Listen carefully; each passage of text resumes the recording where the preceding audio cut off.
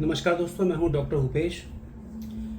पेशे से तो मैं एक फॉरेंसिक एक्सपर्ट हूं, फॉरेंसिक साइंटिस्ट हूं, प्रोफेसर हूं फॉरेंसिक साइंस का पिछले 20-21 साल से। और आज आपने वीडियो का टाइटल देखा होगा कि हम हनुमान चालीसा का विवेचन करने वाले हैं। मैं एक ब्राह्मण हूं और बचपन से ही हनुमान चालीसा पढ़ता आ रहा हूं। तो अभी इंटरनेट पर आप देखेंगे कि बहुत सारे लोग, बहुत सारे पंडित हैं, बहुत सारे साधु हैं, संत हैं, मैं नाम नहीं लूँगा, सभी पूजनीय हैं और जिन्होंने अपने अपने तरीके से हनुमान चालीसा का विवेचन यानी कि अर्थ किया है।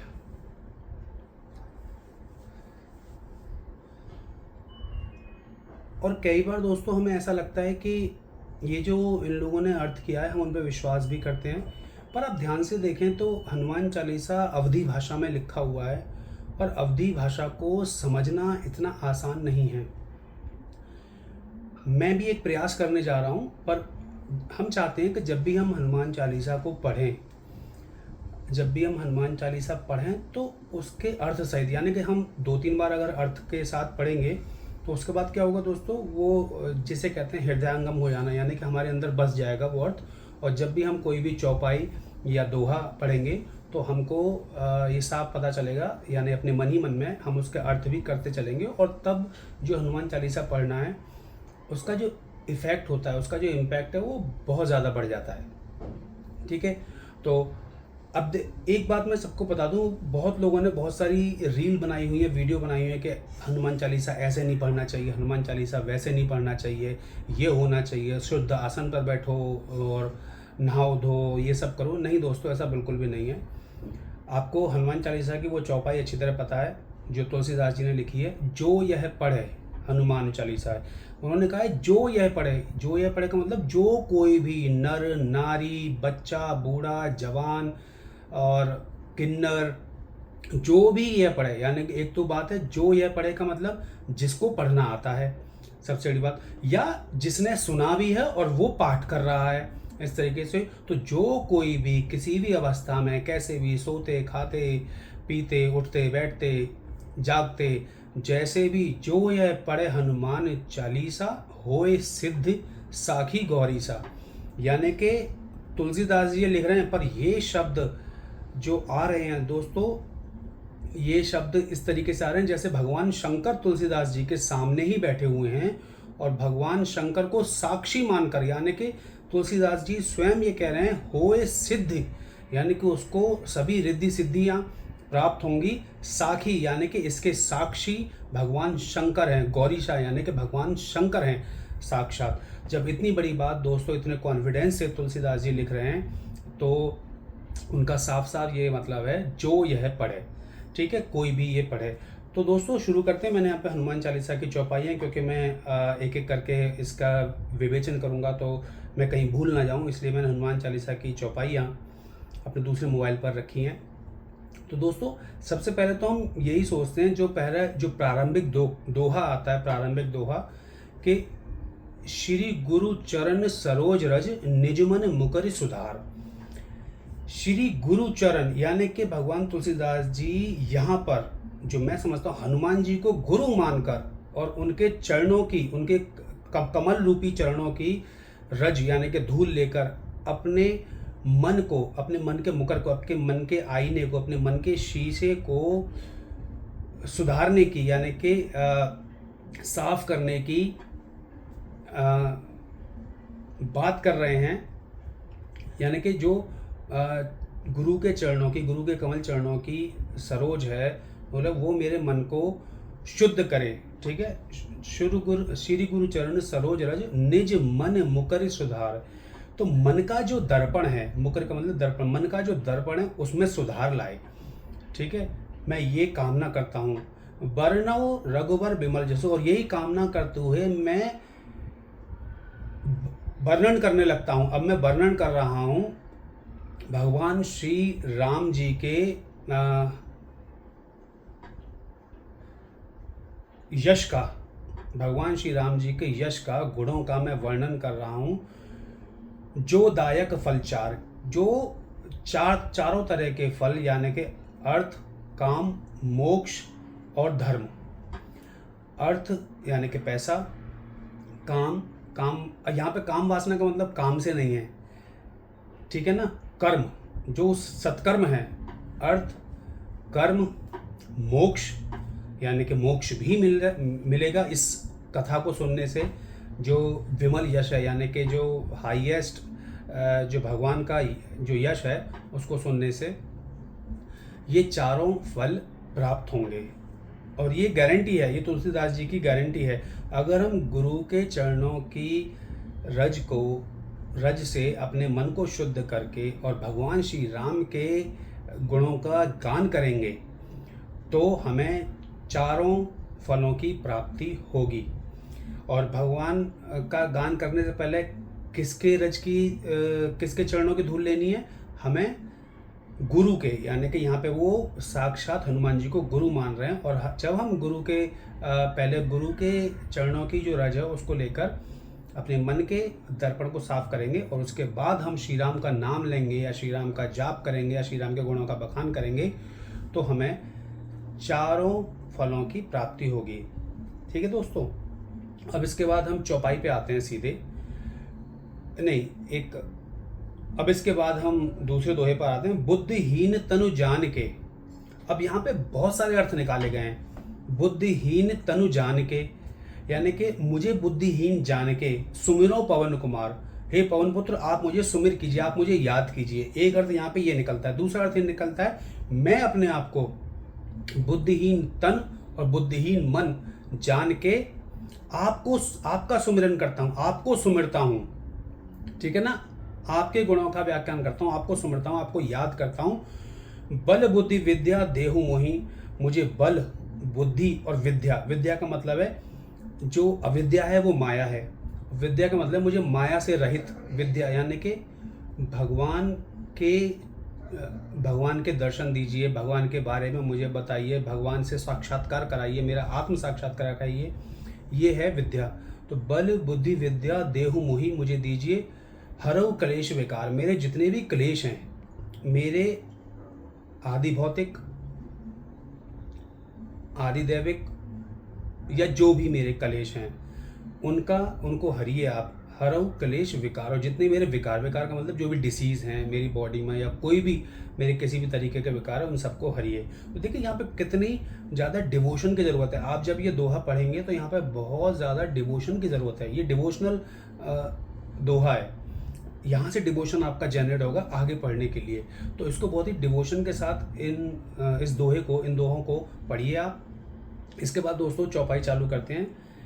पहली चौपाई है, जय हनुमान ज्ञान गुण सागर, यानी कि उन हनुमान जी की जय हो जो ज्ञान और गुण के सागर हैं, यानी कि जिनमें अत्यंत, यानी कि जो पराकाष्ठा होती है ज्ञान की, जो ज्ञान के और गुणों के, यानी कि जिनमें कोई भी अवगुण नहीं है, जिनमें केवल गुण ही गुण है और वो उसके सागर हैं।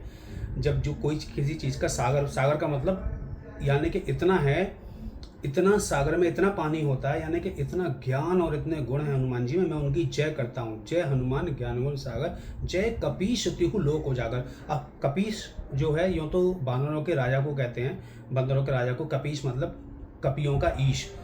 अब देखिए कपि का ईश मतलब कपियों के पूजनीय, यानी कि वानरों के पूजनीय। जय कपीश तिहु लोक उजागर, तीनों लोकों में जिनका जो प्रताप है वो उजागर है, वो प्रत्यक्ष है, किसी को बताने की जरूरत नहीं है। तीनों लोक, धरती आकाश पाताल, तीनों लोकों में जिनका प्रताप उजागर है, यानी कि उजागर कहते हैं जो प्रत्यक्ष है, जिसको किसी भी चीज़ की आवश्यकता नहीं है, प्रत्यक्ष को प्रमाण की आवश्यकता नहीं है। तो यहाँ पर ये कहना चाह रहे हैं तुलसीदास जी, कहना चाह रहे हैं नहीं मतलब कह ही रहे हैं तुलसीदास जी। अगर मेरे से दोस्तों कोई त्रुटि हो रही हो तो आप मुझे क्षमा करें।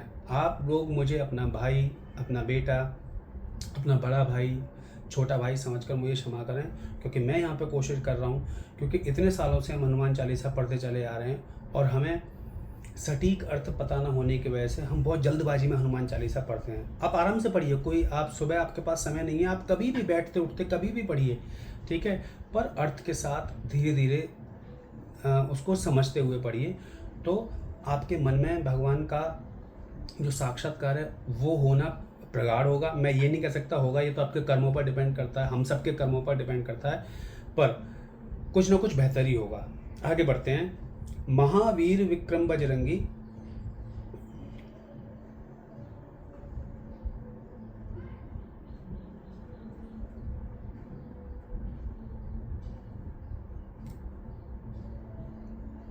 आगे बढ़ते हैं। रामदूत अतुलित बल धामा, अंजनी पुत्र पवन सुत नामा, यानी कि आप राम के दूत हैं।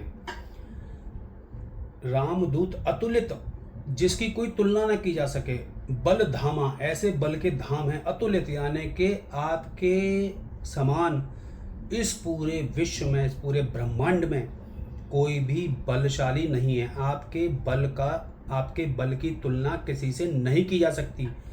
तो रामदूत हैं और अतुलित बल के धाम हैं। अंजनी पुत्र, आप अंजनी के, माता अंजनी के पुत्र हैं, और आपका नाम पवन सुत यानी कि पवन पुत्र भी है। तो यहाँ पे देखिए, इस भाव को लीजिए, रामदूत एक भाव हो गया, आप उनका गुणों का बखान कर रहे हैं। रामदूत अतुलित बल के धाम हैं, ठीक है, अंजनी के पुत्र हैं, और पवन सुत भी आपका नाम है। तो रामदूत अतुलित बलनामा, अंजनी पुत्र पवन सुत नामा। महावीर विक्रम बजरंगी, महावीर, आपके समान कोई वीर नहीं है। महा का मतलब आपसे ऊपर कोई है ही नहीं। महापुरुष का मतलब होता है दोस्तों, उनके ऊपर कोई पुरुष नहीं, आप महापुरुष हैं। महावीर विक्रम बजरंगी, आपको कोई जीत नहीं सकता, आपका शरीर वज्र के समान है, बजरंगी। महावीर विक्रम बजरंगी, कुमति निवार सुमत के संगी, आप हमारे अंदर से जो कुमतियाँ हैं, जो हमारी बुरी बुद्धि है, जो हमारी द्वेष बुद्धि है, उसका निवारण करते हैं और हमें सुमति के संगी बनाते हैं। हमें सुमति के यानी कि अच्छी बुद्धि के, अच्छे लोगों के, अच्छे व्यवचार के, अच्छे विचारों के संगी बनाते हैं, अच्छे आचरण के संगी बनाते हैं। महावीर विक्रम बजरंगी, कुमति निवार सुमत के संगी। कंचन वर्ण विराज सुवेशा, आपका वर्ण कैसा है? कंचन, स्वर्ण के समान, सोने के समान। अब आप इमेजिन करके देखिए, हनुमान जी का जो वर्ण है, हनुमान जी का जो कलर है, वो स्वर्ण के समान है, इतना सुनहरा। कंचन वर्ण विराज सुवेशा, और आप पे वस्त्र भी सुंदर हैं, आपने सुंदर वस्त्र धारण किए हुए हैं। कंचन वरण विराज सुवेशा, कानन कुंडल कुंचित केसा, आपके कानों में कुंडल हैं और कुंचित केसा यानी घुंघराले बाल हैं। अब आप देखिए, इमेजिन करिए, इसको आप इमेजिन करेंगे तो आप बहुत ध्यान में जा पाएंगे, ठीक है। कंचन वरण विराज सुवेशा, कानन कुंडल कुंचित केसा, हाथ वज्र। अब देखिए दोस्तों, यहाँ पे एक बात है, लोग बाग कहते हैं हनुमान जी के हाथ में गदा है, पर तुलसीदास जी यहाँ पे लिख रहे हैं वज्र। तो वज्र एक वेपन है जिसमें दोनों तरफ से एक जो हिस्सा मोटा हो रखा है और बीच में पतला है। हाथ वज्र और ध्वजा, ध्वजा का मतलब झंडा, आपके एक हाथ में वज्र है और एक हाथ में ध्वजा है। हाथ वज्र और ध्वजा विराजे, कांधे मूंज जनेऊ साजे, आपके कंधों पर मूंज, मूंज एक घास होती है दोस्तों, मूंज के जनेऊ, जो पवित्र जनेऊ बनता है मूंज का, तो आपके कंधों पर मूंज का जनेऊ विराजमान है। कांधे मूंज जनेऊ साजे यानी कि सज रहा है। अब आप देखिए, आप इमेजिन करिए कि हनुमान जी, ऐसे हनुमान जी आकाश में उड़ रहे हैं, जिनके एक हाथ में ध्वजा है और एक हाथ में वज्र है, और कांधे पर मूंज का जनेऊ है, और जिनका सुनहरा बदन है और सुंदर वस्त्र धारण किए हुए हैं, कानों में कुंडल है और कुंचित उनके घुंघराले बाल हैं। आप देखिए उस सुंदरता को। और आगे कहते हैं तुलसीदास जी, शंकर सुवन केसरी नंदन। अब यहाँ पे दोस्तों बहुत सारे आचार्यों ने ये बोल दिया है शंकर स्वयं केसरी नंदन, यानी शंकर स्वयं ही केसरी नंदन बने, पर तुलसीदास जी यहाँ पे साफ साफ लिख रहे हैं आप भगवान शंकर के अंश हैं। जैसे हम दोस्तों परमात्मा के अंश हैं इस तरीके से, पर वो साक्षात ये लिख रहे हैं कि स्वयं भगवान शंकर ही अंश रूप में केसरी जी के नंदन बनके, यानी केसरी जी के पुत्र बनकर आए हैं। तो शंकर सुवन केसरी नंदन, तेज प्रताप महाजगवंदन, और आपका प्रताप इतना तेज है, इतना तेजोमय प्रताप है कि आपको सारा जग, महाजग का मतलब होता है ब्रह्मांड, महाजग वंदन, पूरा ब्रह्मांड आपकी वंदना करता है इस आपके तेज प्रताप की वजह से, क्योंकि आप शंकर के, भगवान शंकर के अंश हैं और आपका प्रताप इतना तेज है कि पूरा जग, यहाँ पे महाजग की बात हो रही है, ब्रह्मांड की, महाजग वंदन। विद्यावान गुणीयति चातुर, यानी कि आप इतने विद्यावान हैं। विद्या मैंने आपको समझाया था, विद्या और अविद्या। अविद्या माया रूप में फंसे रहना, यही अविद्या है, हम सब संसार रूप में। और विद्या का मतलब भगवान को जानना। अब विद्यावान जो भगवान को साक्षात जानते हैं, भगवान को साक्षात मिलते हैं, और सब तरह की विद्याएं, जितनी भी रिद्धि सिद्धि विद्या हैं, सब उनके अंदर है। विद्यावान, वो अति विद्यावान है, गुणी हैं, ये पहले भी बात आ चुकी है, गुणों के सागर हैं, गुणी हैं, अति चातुर, और आप बहुत चालाक हैं, आप बहुत चतुर हैं। आपने देखा होगा सुंदरकांड में पाठ आता है किस तरीके से जो सुरसा राक्षस थी उसके मुख में छोटे बन के गए और वापस आ गए, और ऐसे ही अत्यंत बहुत सारे आपको रामायण में देखने को मिले। तो विद्यावान गुणी अति चातुर, राम काज करेवे को आतुर। आप राम जी के कार्य करने के लिए, श्री राम जी के काम करने के लिए हमेशा एक्साइटेड, आतुर रहते हैं, हमेशा तैयार रहते हैं, तत्पर एकदम। तो विद्यावान गुणी अति चातुर, राम काज करवे को आतुर, प्रभु चरित्र सुनिबे को रसिया। ठीक है, और प्रभु यानी श्री राम जी का चरित्र यानी रामचरितमानस सुनने के लिए, रामायण सुनने के लिए आप हमेशा रसिक रहते हैं, हमेशा इतने आतुर रहते हैं, इतने तत्पर रहते हैं कि आहा राम जी का गुणगान हो रहा है, मैं यहाँ भी पहुँच जाऊँ, वहाँ भी पहुँच जाऊँ, जहाँ भी राम जी का गुणगान, जहाँ भी राम जी का नाम, रामचरितमानस का गुणगान और राम जी के चरित्र का गुणगान होता है, आप हमेशा उसको सुनने के लिए रसिक रहते हैं, एक्साइटेड रहते हैं। तो प्रभु चरित्र सुन वे को रसिया, राम लखन सीता मन बसिया, और राम लखन और सीता जी को मन में बसाए रखकर आप चरित्र का पान करते हैं, चरित्र को सुनते हैं, चरित्र का श्रवण करते हैं हमेशा। सूक्ष्म रूप धरि सिंहि दिखावा। अब आपने, जब सीता जी ने पूछा था, जब आप अशोक वाटिका में गए थे, सीता जी ने पूछा कि सभी बंदर आपके ही जैसे होंगे, चंचल चपल, तो वो रावण की सेना से कैसे लड़ेंगे? तो आपने अपना प्रताप दिखाने के लिए, आपने एक नमूना, छोटा सा नमूना दिखाने के लिए अपना छोटा रूप रखा।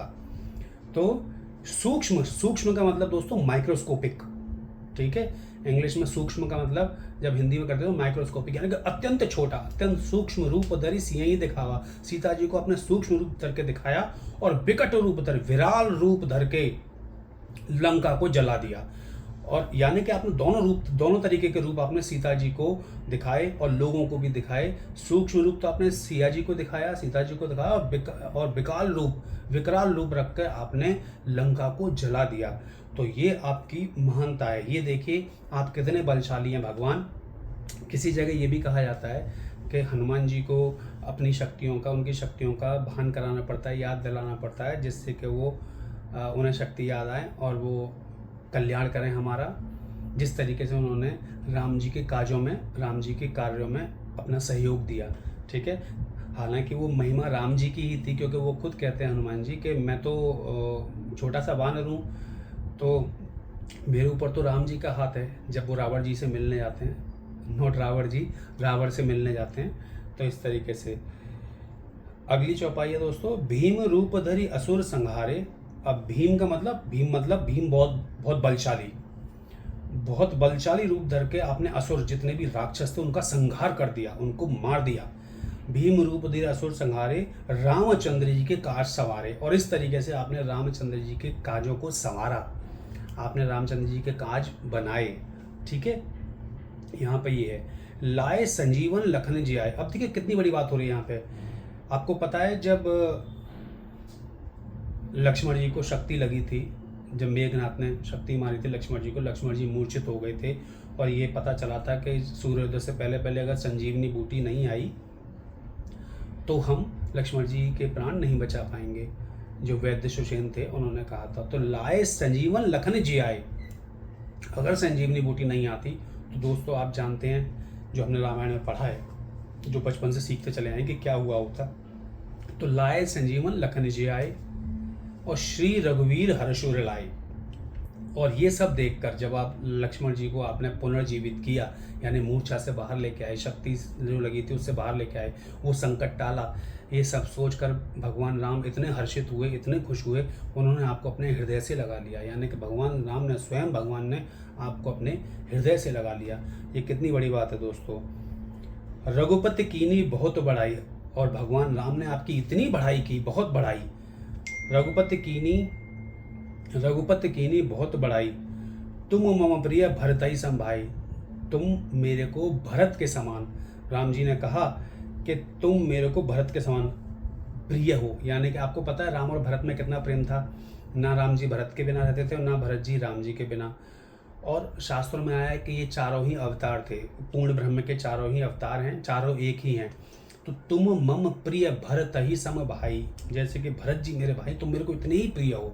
और जब भगवान स्वयं अपने मुंह से कह रहे हैं तो दोस्तों यही सच्चाई है। ये हमारी तरह नहीं है जो हम आजकल अपने आसपास वालों से कहते हैं अरे यार तू मेरे भाई जैसा है, तो भाई की तरह, ये नहीं है। ये भगवान स्वयं अपने मुख से बोल रहे हैं, तुम मम प्रिय भरत ही सम भाई, तुम मेरे को भरत की तरह ही प्रिय हो। सहस बदन तुमरो यश गावे। अब यहाँ पे देखिए ध्यान से सुनिएगा, हजारों मुख भी आपकी महिमा नहीं गा सकते। यानी कि सहस बदन तुमरो यश गावे, अश कही श्रीपति कंठ लगावे। यानी कि सहस बदन भी, सहस मतलब हजार, हजारों मुख भी, सहस बदन तुमरो यश गावे, तुम्हारा यश का गान करेंगे। भगवान ऐसा कहते हैं, पर तब भी पूर्ण नहीं पड़ेगा। अश कही श्रीपति कंठ लगा, और फिर से भगवान ने अपने गले से, अपने हृदय से लगा लिया। ये कहकर भगवान ने, ये उसी समय की बात चल रही है जब हनुमान जी संजीवनी लेके आए।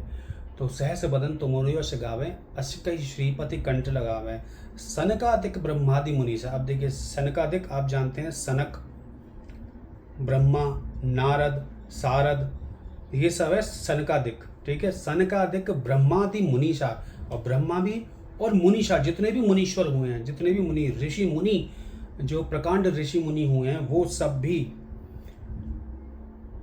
और नारद, सारद का मतलब सरस्वती जी, नारद सारद सहित अहिसा।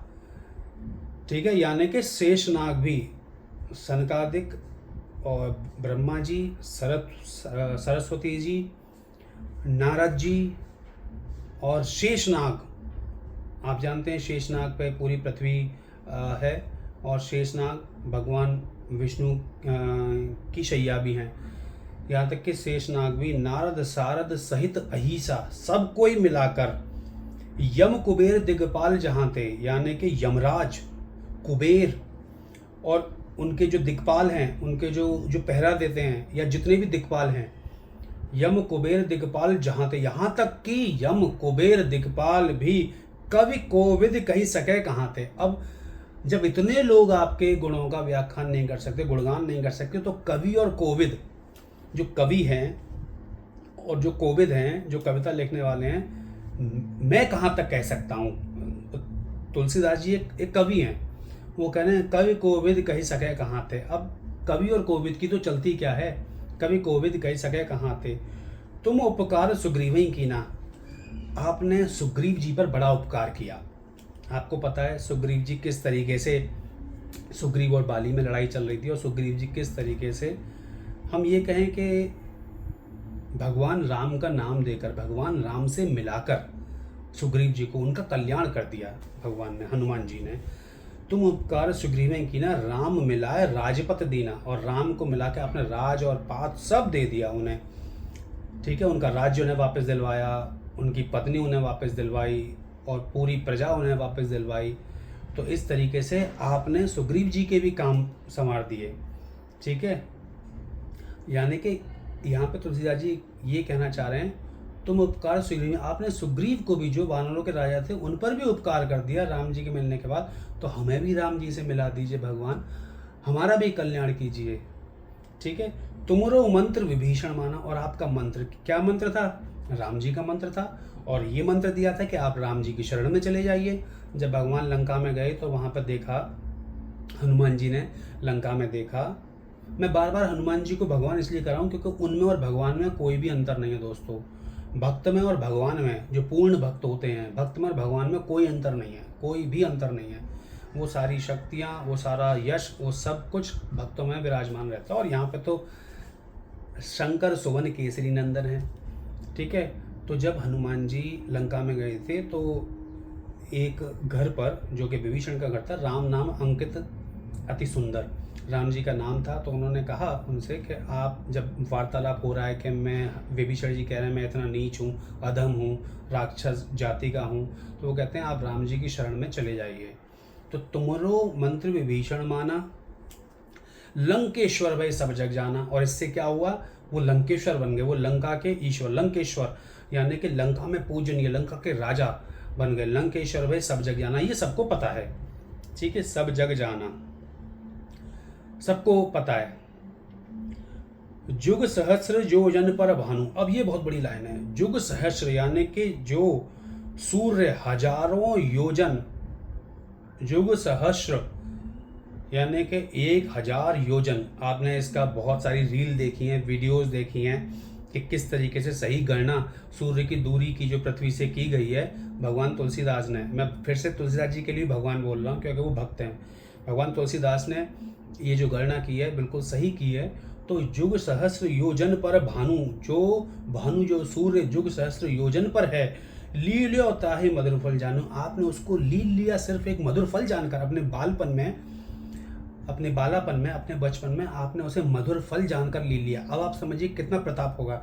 अब यहाँ पे बहुत लोग कहेंगे, जो नास्तिक लोग होंगे वो कहेंगे अरे ऐसा कभी हो सकता है क्या, ऐसा कभी हो सकता है कि ली लियो ताहि मधुर फल जानू, ठीक है, आपने उसको मधुर फल जान कर ले लिया। तो इसकी बहुत सारी दोस्तों विवेचनाएं हैं, इस पर मैं नहीं जाना चाहूँगा क्योंकि जो सूक्ष्म रूप धर के सिया जी को दिखा सकते हैं, विकट रूप धर के लंका जला सकते हैं, भीम रूप धर के असुर का संहार कर सकते हैं, तो जिनमें ये सिद्धियां होती हैं दोस्तों, अणिमा लघिमा गरिमा, ये सब सिद्धियां हैं। तो ये सिद्धि जिसके पास हो, स्वयं ही हो, जिनको पैदाइशी ये सिद्धि मिली हुई है, तो वो दोस्तों भगवान को यानी कि सूर्य को भी लीलने की शक्ति रखते हैं। उन्होंने लील लिया, ये चीज़ है।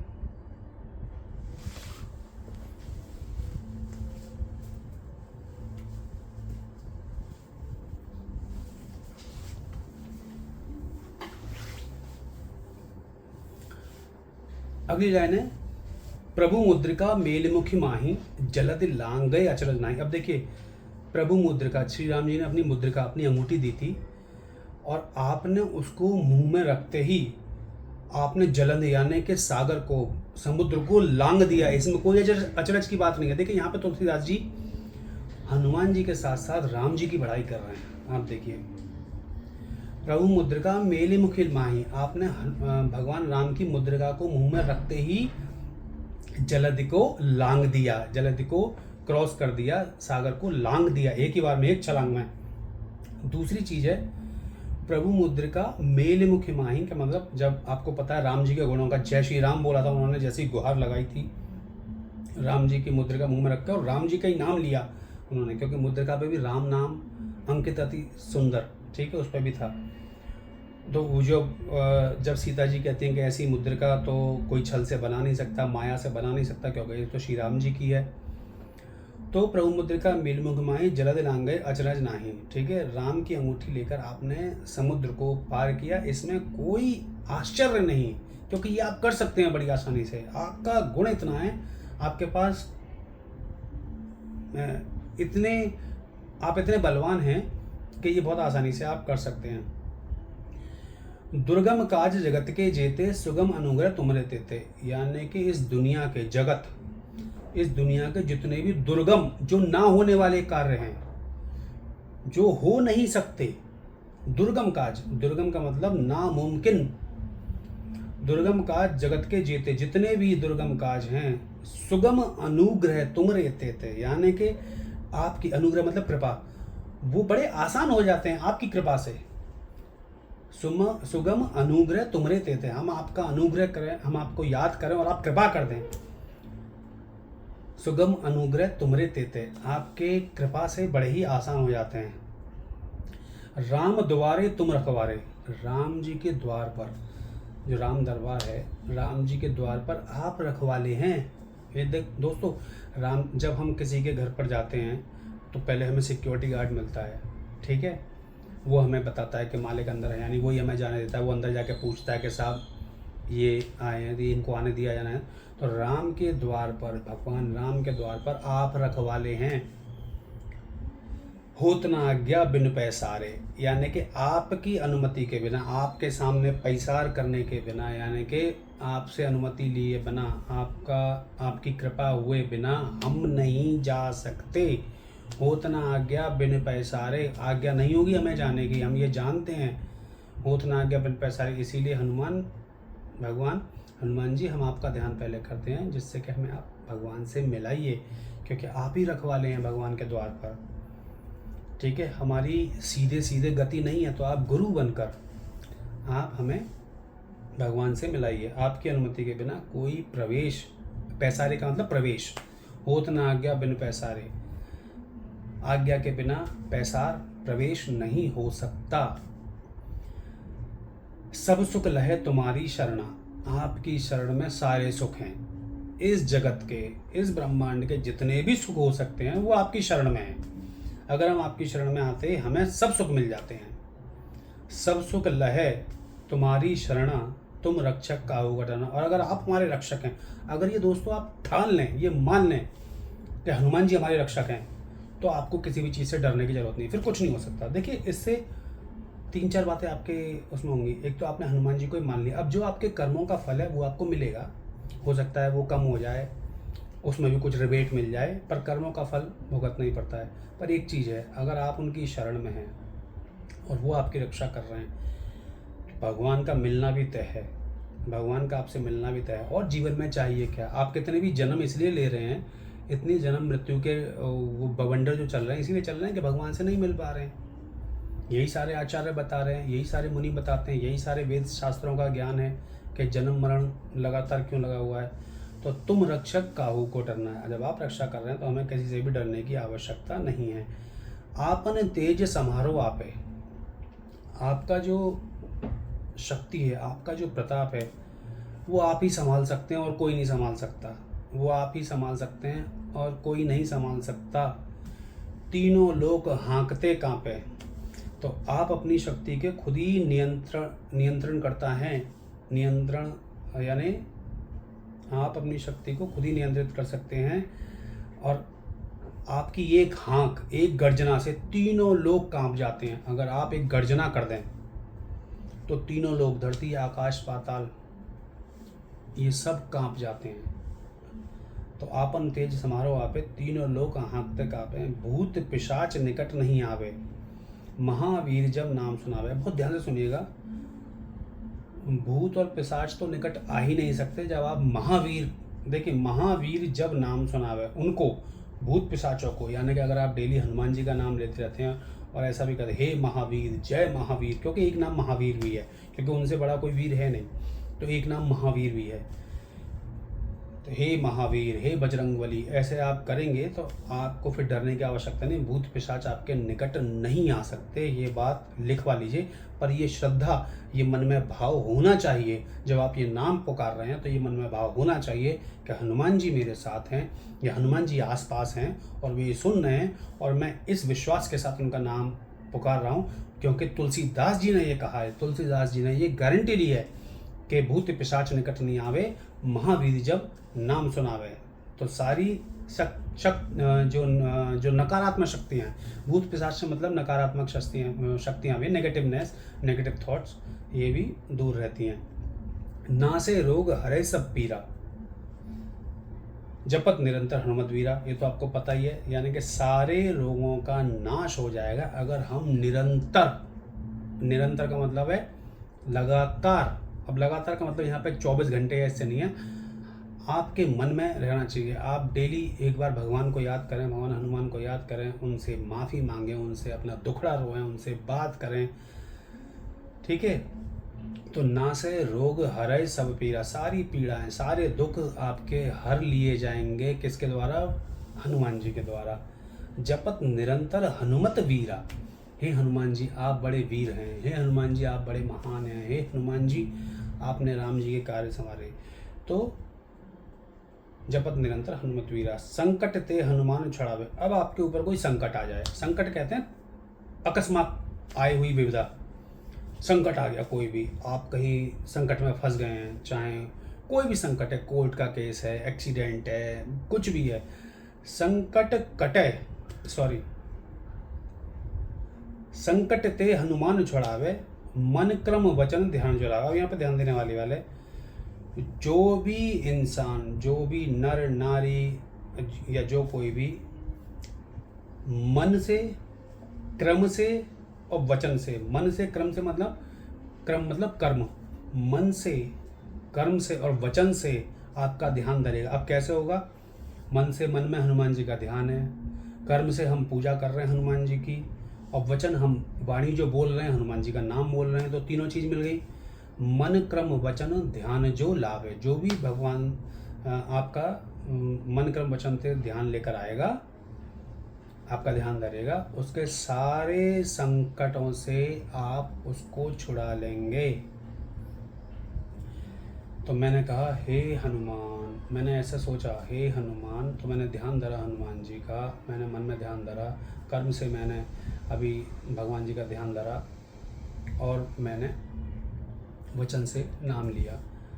तो इस तरीके से दोस्तों आपको करना है, आप सारे संकटों से दूर हो जाएंगे, भगवान आपको छुड़ाएंगे।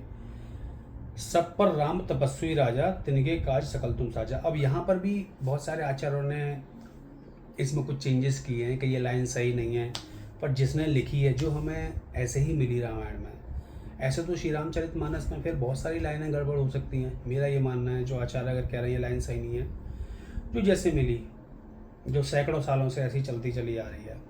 सब पर राम तपस्वी राजा, तिनके काज सकल तुम साजा। राम जी जो सर्वोच्च राजा हैं, सब पर राम तपस्वी राजा।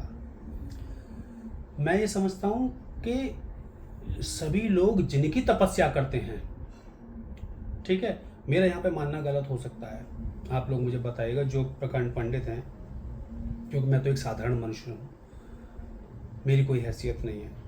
सब पर राम तपस्वी राजा, अगर हम राम को तपस्वी करें तो भी बात सही बैठती है कि राम जी जो जब तपस्या करते थे, पर सब पर राम तपस्वी राजा, सब के तपस्वी श्री राम हैं, सब पर राम तपस्वी राजा, और उनके भी काज आपने, उनके भी कार्य आपने सरल किए, आपने संभाले। तिनके काज सकल तुम साजा, उनके सभी कार्य आप करते हैं, सकल मतलब सारे, तिनके काज सकल तुम साझा, आप ही संवारते हैं उनके सारे काम। कितनी बड़ी बात तुलसीदास जी यहाँ पे लिख रहे हैं, ठीक है। तत्व की दृष्टि से देखो तो हनुमान जी और राम जी एक ही हैं, क्योंकि भगवान का अंश ही सब है। पर आपकी महिमा इतनी है कि राम जी के सारे कार्य, सभी कार्य आप संभालते हैं, ठीक है। और मनोरथ जो कोई लावे, सोई अमित जीवन फल पावे। और भी कोई मनोरथ, मनोरथ मतलब महत्वाकांक्षा, मन की इच्छा, ठीक है, कोई भी इच्छा, और मनोरथ जो कोई लावे, सोई अमित जीवन फल पावे, और उसे इस चीज़ का, अमित मतलब जो ना मिटने वाला, सोई अमिट जीवन फल पावे, अमित लिखा है पर अमिट, सोई अमिट जीवन फल पावे। आपको उसका जीवन फल मतलब जीवन का सार क्या है, जीवन में आप क्या चाहते हैं, सुख आनंद, ठीक है। तो कोई भी मनोरथ लेके आएगा उसको आप पूरी करेंगे। अब कोई भी मनोरथ का मतलब ये नहीं, मनोरथ का मतलब अच्छी इच्छा से ही होता है, ठीक है। कोई ऐसा नहीं कि बुरी इच्छा लेकर चला जाए, भगवान से कहे कि मेरा काम बन जाए। फिर लिखते हैं तुलसीदास जी, चारों युग प्रताप तुम्हारा, ये पहले भी वाक्य आया है, ये पहले भी आया है। चारों युगों में, पहले तो आया जो तीनों लोकों में, अब चारों युगों में भी आ रहा है, यानी कि चिरंजीवी हैं, चारों युगों में आपका प्रताप है, आप साक्षात हैं। प्रताप का मतलब ये होता है दोस्तों कि साक्षात हैं, आपका प्रताप है, आप विराजमान हैं चारों युगों में, ठीक है। सतयुग, त्रेता युग, द्वापर और कलयुग, इन चारों युगों में आप विराजमान हैं, साक्षात हैं। चारों युग प्रताप, आपका प्रताप है, आपकी दया है, चारों युग प्रताप तुम्हारा है प्रसिद्ध जगत, ये तो जग में प्रसिद्ध है। ये आपकी जो आप चिरंजीव हैं और आपकी ये महिमा है प्रसिद्ध जगत उजियारा, ठीक है। यानी कि ये तो पूरे जगत में, पूरे ब्रह्मांड में, पूरे जग में ये तो सब जग जाहिर ही है कि आपका प्रताप चारों युगों में है, यानी कि आप चिरंजीवी हैं, आपका प्रताप भी, आप विराजमान हैं साक्षात। साधु संत के तुम रखवारे, जितने भी साधु और संत हैं उनके तो आप रखवाले हैं, क्योंकि साधु संत क्या करते हैं, एक तो कर्म से साधु संत हैं, अच्छे कर्म करते हैं, दूसरा भगवान का, चाहे किसी भी रूप में वो जाप करते हैं भगवान का, चाहे राम नाम में, कृष्ण नाम में, शिव नाम में, राधा नाम में, जो भी साधु संत हैं उनके आप रखवाले हैं, उनकी आप स्वतः ही रक्षा करते हैं, उनको कहने की ज़रूरत नहीं पड़ती, उनकी आप स्वतः ही रक्षा करते हैं। साधु संत के तुम रखवारे, असुर निकंदन, असुरों का यानी दुष्टों का आप निकंदन, आप नाश करते हैं, असुर निकंदन, और राम दुलारे, और आप राम जी के दुलारे हैं। ठीक है। और एक बात और निकल के आती है, जब पहले चौपाई को हम पढ़ें, साधु संत के तुम रखवारे, असुर निकंदन, राम दुलारे। ठीक है, उनको भी राम जी का दुलार प्राप्त होता है, राम जी का प्रेम प्राप्त होता है। आपको तो होता ही, आप तो राम के दुलारे हैं ही, आपको तो राम जी बहुत प्यार करते हैं। ठीक है, आप उनके बेटे हैं, आप उनके पुत्र हैं। हम रामदूत न कह के राम सुत भी कहें, या सीता सुत, आपने नाम सुना होगा हनुमान जी का, ये सब नाम है हनुमान जी के। अष्ट सिद्ध नौ निधि के दाता, असवर दीन जानकी माता। आपको जानकी माता ने आपका प्रताप देखकर, जब आपने लंका में उत्पात मचाया, लंका को जलाया और उनको छोटा रूप करके दिखाया, ये सब भगवान माता सीता ने आपका ये प्रताप देखकर, आपकी ये चीज़ देखकर आपको ये वरदान दिया कि तुम भी आठों सिद्धियां और 9 निधियां देने के दाता बनो। यानी कि तुम्हें मैं वरदान देती हूँ कि तुम अष्ट सिद्धि और 9 निधियों को किसी को भी दान दे सकते हो, किसी को भी दे सकते हो। यानी कि अष्ट सिद्धि और 9 निधियां हमें आपसे प्राप्त हो सकती हैं, आपकी कृपा से प्राप्त हो सकती हैं। ठीक है, आप जिस पर कृपा करें, आप जिसको अपने लायक समझो, उस लायक समझो, तो आपके पास वो पावर, वो शक्ति है कि आपके पास जो अष्ट सिद्धि और 9 निधियां हैं, आप उनको किसी को भी दे सकते हो। आप उनको भी, उसको भी, जिसको भी आप ये अष्ट सिद्धि 9 निधि को, उसको अपने जैसा आप बना सकते हैं, उसको दे सकते हैं ये सिद्धियाँ। राम रसायन तुम्हारे पास। अब देखिए कितनी बड़ी बात हो रही है, रसायन। हमारी पूरी बॉडी में ब्लड है, हमारी पूरी बॉडी में बहुत सारे हिस्टोकेमिकल्स, एंजाइम्स हैं, बहुत सारी चीज़ें हैं। तो आपके पास तो राम जी का रसायन है, आपके तो कण कण में, रोम रोम में राम राम राम राम नाम गूंजता है। तो राम रसायन, और रसायन मतलब औषधि। यहाँ पे आप देखिए, आपके पास तो राम नाम की औषधि है। तो राम रसायन तुम्हारे पास, सदा रहो रघुपति के दासा, और आप सदा उनके सेवक रहते हैं। अब ये बात कही जा रही है, देखिए कितनी बड़ी बात है। आपके पास राम नाम की औषधि है, और राम जी के सदा, हमेशा, नित्य, यानी कि शुरू से, जब से, सदा रहो रघुपति के दासा, और रघुपति जी के दास रहते हैं आप सदा।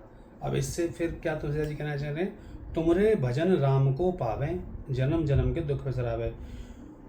जो देखिए आपके भजन, तुमरे भजन मतलब जो आपको भजते हैं, जो आपको भजते हैं, जो आपका भजन कर रहे हैं। ये बात दोस्तों ध्यान देने की है, जो आपका भजन कर रहे हैं, तुमरे भजन राम को पावे। ठीक है, तुम्हें जो भजते हैं वो राम को पा लेते हैं, आपके भजन से राम मिलते हैं। तुमरे भजन राम को पावे। अब ऊपर क्या लिखा था तुलसीदास जी ने, होतना आज्ञा बिन पैसारे, यानी कि पहले उनका भजन करना पड़ेगा, पहले हनुमान जी का गुणगान करना पड़ेगा, तभी आपको राम मिलेंगे। तो तुमरे भजन, हम आपका गुणगान कर लें, तब भी आप हमें राम से, क्योंकि जो लास्ट मोटिव है, एक आत्मा का लास्ट मोटिव है, वो राम जी को पाना है, भगवान को पाना है।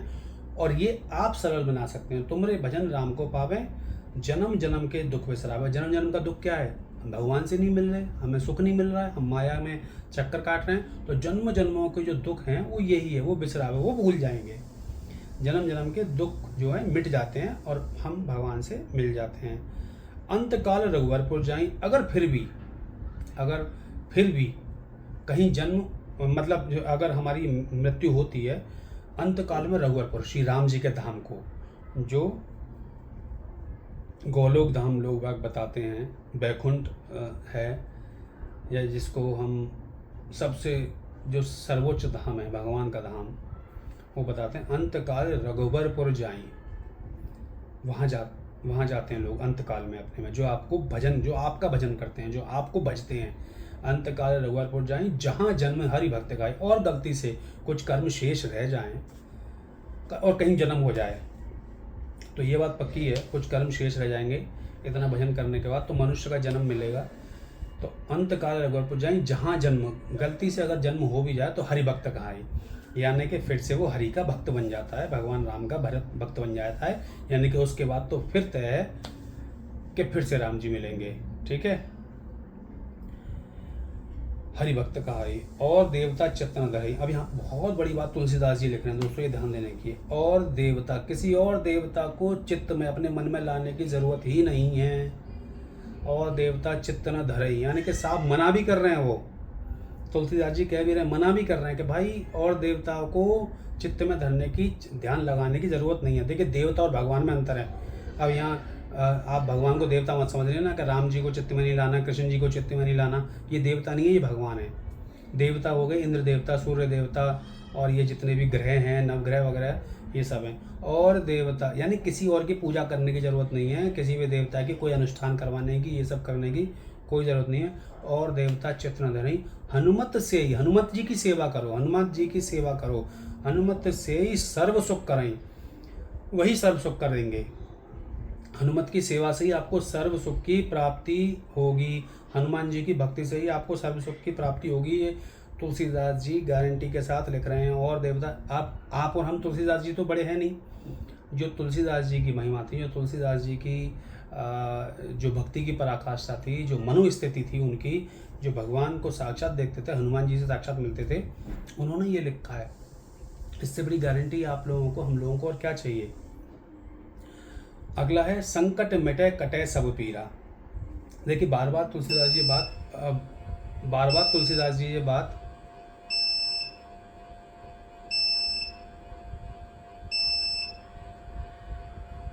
देखिए, बार बार तुलसीदास जी ये बात संकट की और पीरा की बात बार बार कह रहे हैं कि भाई संकट कटे, सारे संकट कट जाएंगे, मिटे सब पीरा, जितना भी दुख दर्द है, क्लेश है, सब मिट जाएगा। मिटे सब पीरा जो सुमिरे हनुमत बलवीरा, यानी कि हनुमान जी का ध्यान रखने वालों के पास कोई भी संकट नहीं आता, उनकी सारी पीड़ाएं दूर हो जाती हैं। आप करके देख लीजिएगा, कुछ दिन करिए। ध्यान क्या रखना है, मन क्रम वचन, मन से, कर्म से और वचन से हनुमान जी का ध्यान धरिए, तो आपकी सारी संकट पीड़ाएं हट जाएंगी। तो यहाँ पे लिखते हैं संकट कटे मिटे सब पीरा जो सुमिरे हनुमत बलवीरा, जय जय जय हनुमान गोसाई। अब देखिए, हे प्रभु, गोसाई का मतलब मालिक, जय जय जय हनुमान गोसाई, कृपा करो गुरुदेव की नाई। गुरुदेव जी की तरह, जैसे गुरु अपने शिष्यों पर कृपा करते हैं, जैसे गुरु अपने शिष्यों का ध्यान रखते हैं, जैसे गुरु अपने बालकों का ध्यान रखते हैं, शिष्यों का कल्याण करते हैं, कृपा करो गुरुदेव की नाई, मुझ पर कृपा कर दो। गुरुदेव जी की तरह, मैं आपका शिष्य हूँ, मुझे शिष्य समझ के आप मेरे गुरु की तरह मुझ पर कृपा कर दिए, कृपा करो गुरुदेव की नाई। जो सतबार पाठ कर कोई, अब यहाँ पे फिर से गारंटी दे रहे हैं तुलसीदास जी, जो सतबार पाठ कर कोई, जो 100 बार। अब देखिए, सत का मतलब वैसे 100 होता है, कहीं कहीं हो सकता है, कुछ विद्वान लोग बताएं कि 7 भी हो सकता है। तो जो सत मतलब शताब्दी से हुआ है, सत मतलब 100। जो सतबार पाठ कर कोई, पाठ करेगा, जो 100 बार पाठ करेगा। अब यहाँ पे पाठ करने का मतलब मन से है, खाली ऐसा नहीं कि आप पढ़ने लग रहे हो जैन मन ज्ञान, ऐसा नहीं, मन से। ठीक है, जो सतबार पाठ कर कोई, छूट ही बंद महासुख कोई। बंद का मतलब जन्म मरण का बंद छूट जाएगा, और महासुख, महा आनंद, भगवान का आनंद प्राप्त हो जाएगा। ये बात सच है। जो यह पढ़े हनुमान चालीसा, होय सिद्ध साखी गौरी सा। और ये हनुमान चालीसा जो भी पढ़ेगा, ये हम पहले ही बात कर चुके हैं, जो कोई भी पढ़ेगा उसको सिद्धि मिलेगी, इसके साक्षी भगवान शंकर हैं। होय सिद्ध साखी गौरी सा, तुलसीदास सदा हरि चेरा। अब तुलसीदास जी अपने बारे में फिर लास्ट लाइन लिख रहे हैं, तुलसीदास जो सदा से हरि का चेला ही है, हरि का दास ही है। ठीक है, तुलसीदास सदा हरि चेरा, कीजे नाथ हृदय मह डेरा। मेरे नाथ मेरे हृदय में आके निवास करें, हे मेरे प्रभु, मेरे हृदय में आके निवास करें। क्योंकि आप आ जाएंगे मेरे हृदय में हनुमान जी, तो राम सीता लक्ष्मण तो स्वयं ही आ जाएंगे, क्योंकि आप तो उनके दास हैं ही, आप उनको लेके चलते हैं साथ में। तो कीजिए नाथ हृदय में डेरा, तो हम यहाँ पे वही भावना करें जो तुलसीदास जी अपने लिए कर रहे हैं, तुलसीदास सदा हरि चेरा। हम ये बात बोले इसलिए क्योंकि तुलसीदास, क्योंकि हम सदा हरि के चेला नहीं हैं, हम सदा हरि के सेवक नहीं हैं, हमारे अंदर त्रुटियां हैं, पर तुलसीदास जी के अंदर त्रुटि नहीं है। तो इस बात को साक्षी मान के तुलसीदास सदा कह कीजिए नाथ हृदय में अंधेरा। और अंत में जो दोहा लिखते हैं वो लिखते हैं तुलसीदास जी, पवन तनय संकट हरन, हे हनुमान जी आप वायु के समान, पवन तनय संकट हरन, वायु के समान कष्टों को हरने वाले हैं, आप संकट दूर करने वाले हैं। पवन तनय संकट हरन, मंगल मूर्ति रूप, और राम लखन सीता सहित हृदय बसहु सुरभूप। सुरभूप मतलब देवताओं के राजा, सुरभूप देवों के राजा, सुरभूप मेरे हृदय में वास कीजिए। ठीक है, तो ये दोस्तों पूरा हनुमान चालीसा का अर्थ था। आपको ये अर्थ कैसा लगा जानकर ये मुझे ज़रूर बताइएगा। और मैं एक अपने चैनल में अध्यात्म का एक प्लेलिस्ट बना रहा हूँ, सेक्शन बना रहा हूँ, उसको आप ज़रूर देखिएगा। आपको कैसे लगी मुझे बताइएगा। बहुत बहुत धन्यवाद।